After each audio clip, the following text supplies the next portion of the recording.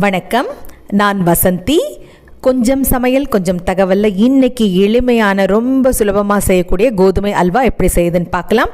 கோதுமை மாவு ஒரு கிண்ணம் நான் எடுத்திருக்கேன், தலை தட்டி எடுத்திருக்கேன். ரொம்ப மேலே தழும்ப எடுக்காமல் ரோஜா சாறு, முந்திரி பருப்பு, ஏலக்காய் தூள். இப்போ சர்க்கரை நம்ம அளவு பார்த்துக்கலாம். ஒரு கிண்ணம் கோதுமை மாவுக்கு 1.5 கிண்ணம், எந்த கிண்ணத்தில் நம்ம எடுத்திருக்கோமோ அதே அளவில் 1.5 கிண்ணம் சர்க்கரை நம்ம ஒரு கிண்ணத்தில் சேர்த்து ஒரு கிண்ணம் இப்போ போடுறேன். அப்புறமா ஒரு அரை கிண்ணம் சர்க்கரை போரும். அதுக்கு 1க்கு 1.5 போட்டால் போரும் கோதுமை மாவுக்கு. அதை சேர்த்துட்டு 2 கிண்ணம், அதே கிண்ணத்தில் 2 கிண்ணம் தண்ணி நம்ம சேர்த்து சூடு பண்ணிப்போம். சர்க்கரை கரைகிற அளவுக்கு சூடு பண்ணால் போரும். சும்மா லேசாக ஒரு கொதி, ரொம்ப பாகுபதமெல்லாம் வேண்டாம். 2 கிண்ணம் தண்ணி நம்ம இப்போ அதில் சேர்த்துப்போம். நம்ம இது 2வது கிண்ணம். சரியாக இருக்கும் இந்த அளவுகள். சேர்த்து நம்ம அடுப்பில் வச்சு இளந்தீயில் வச்சுருவோம். அது பாட்டுக்கு சூடு ஏறிட்டு இருக்கட்டும். ஒரு பக்கம் நம்ம கோதுமை மாவில் அல்வா நம்ம தயார் பண்ண ஆரம்பிச்சிடலாம். இளந்தீயில் வச்சு தட்டு போட்டு மூடிட்டோம்னா அது சூடேறிட்டு இருக்கும். இப்போது ஒரு கடாய், நம்ம வீட்டில் நமக்கு என்ன சௌகரியமோ அந்த கடாயை எடுத்துக்கோங்க. நான் ஒரு கிண்ணம் கோதுமை மாவுக்கு 1 கிண்ணம் நெய் நான் சேர்க்கிறேன். அப்போ தான் அது சரியாக இருக்கும் அளவு. நமக்கு தளன்னு அது கலக்கும் பொழுது ரொம்ப இலகலாக இருக்கணும். அப்போ தான் அல்வா நல்லா இருக்கும். ரொம்ப கெட்டி பதமாக இருந்ததுன்னா அது நல்லா இருக்காது. இது இன்னுமே கூட நான் ஒரு தேக்கரண்டி நெய் சேர்த்தேன். 1 கிண்ணம் சேர்க்கணும். இந்த மாதிரி இலகலாக இருக்கணும் நமக்கு.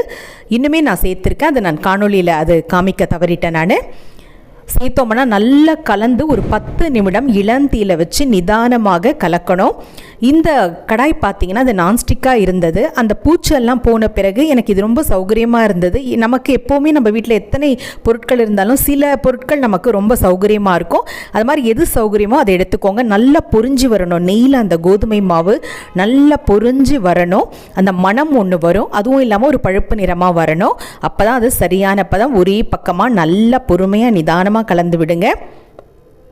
நான் ஆமவடை குழம்புக்கு பொருள் தெரியல அப்படின்னு சொன்னேன். எங்கள் இன்னர்வில் சங்கத்தை சேர்ந்த ஒரு அக்கா, சாருமதி அக்கா, அவங்க நடனம், பாட்டு, சொற்பொழிவெல்லாம் ரொம்ப பிரமாதமாக செய்வாங்க. அவங்க ரொம்ப சகலகலா வல்லின்னு சொல்லலாம். அவங்க அதற்கு எனக்கு பொருள் சொன்ன. இந்த எவ்வளோ நல்லா இலகலாக இருக்குது பாருங்கள். நெய் நம்ம நல்லா பிரிஞ்சு பாருங்கள். நெய் பிரிஞ்சு அந்த மாவு பொரிஞ்சு எவ்வளோ அழகாக ரொம்ப இலகலாக வந்திருக்கு பாருங்கள். இதுதான் சரியான பக்குவம். இன்னுமே கொஞ்சம் நிறம் மாறணும், பழுப்பு நிறம் வரணும், ஒரு மணம் வரும். அந்த அளவுக்கு நம்ம கலந்து விட்டுட்டு இருக்கலாம். அவங்க சொன்னாங்க, ஆமை பார்த்தீங்கன்னா நீரிலையும் இருக்கும், நிலத்துலையும் இருக்கும். இந்த வடை குழம்புலையும் போட்டு நம்ம சாப்பிடலாம், இல்லை தனியாகவும் சாப்பிடலாம். அதுதான் அதனுடைய பொருள் அப்படின்னு சொன்னாங்க. அவங்களுக்கு என்னுடைய மனமார்ந்த நன்றியை தெரிவிச்சுக்கிறேன். பாருங்கள், இப்போ ஒரு பழுப்பு நிறம் வந்துடுச்சு. அந்த சுடுதண்ணியை நம்ம ஒரே பக்கம் ஓரமாக ஊற்றுங்க, நடுவில் ஊற்றாதீங்க. ஓரமாக ஊற்றுனீங்கன்னா நீங்கள் கட்டி கட்டாமல் நமக்கும் கையில் சூடுபடாமல் வரும். கட்டி கட்டுன்னு பயப்படவே வேண்டாம். கட்டியே கட்டாது. பாருங்கள் எவ்வளோ பொரிஞ்சு வந்திருக்கு பாருங்கள். கோதுமை மாவு நல்லா தெரியுது இல்லையா? அதனால் கட்டியே கட்டாது. இல்லை எனக்கு கட்டி கட்டுன்னு பயமாக இருக்குது அப்படின்னு நினச்சிங்கன்னா விஸ்க் மூலமாக நீங்கள் கலந்து விட்டுக்கோங்க. நல்லா அந்த மாதிரி வேகமாக கலந்து விட்டிங்கன்னா உருண்டைகளே கண்டிப்பாக வராது. ஏன்னா நெய்யில் அந்த மாவு அந்த அளவு நல்லா வதங்கி நல்லா வெந்திருக்கு. இதை மாதிரி கலந்து விட்டுக்கோங்க. ரொம்ப ரொம்ப நல்லாயிருக்கும். 1 கிண்ணம் கோதுமை மாவு, அதே கிண்ணத்தில் 1 கிண்ணம் நெய், 1.5 கிண்ணம் சர்க்கரை, 2 கிண்ணம் தண்ணீர். இதுதான் சரியான அளவு. அதுக்கு மேலே போட்டிங்கன்னா திகட்டி போயிடும்.